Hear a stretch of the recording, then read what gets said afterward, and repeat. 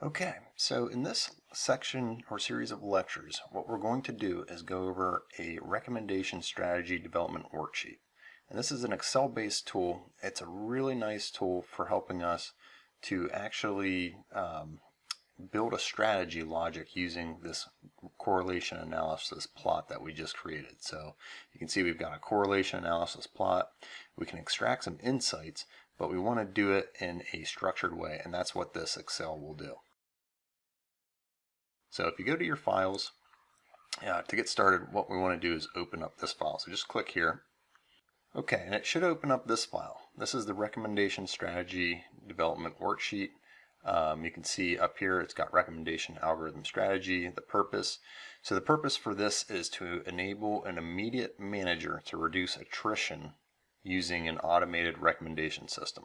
So this is going to help us develop that logic for the recommendation system that helps these managers understand what to do for specific employees.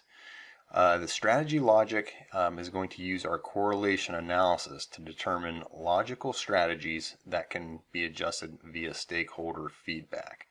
So essentially what that means is we're going to take this chart here at the bottom that has the correlation analysis, and we're going to go down through each one of these features and try and decide if there's a strategy that we want to include for that particular feature. And you can see we've got the features listed here on the left hand column, and in this table we've got 4 columns. One's for feature, we've got one that, and these 3 we're going to fill out. You've got the first one is a discussion, so just basically our first initial reaction to seeing the data and digesting and thinking of a strategy of maybe what we could do.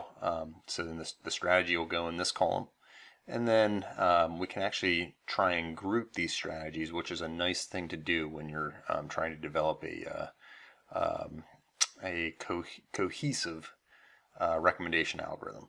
So for example, some of these features are related to each other, such as like age and tenure, or business travel and overtime are both related to their work-life balance.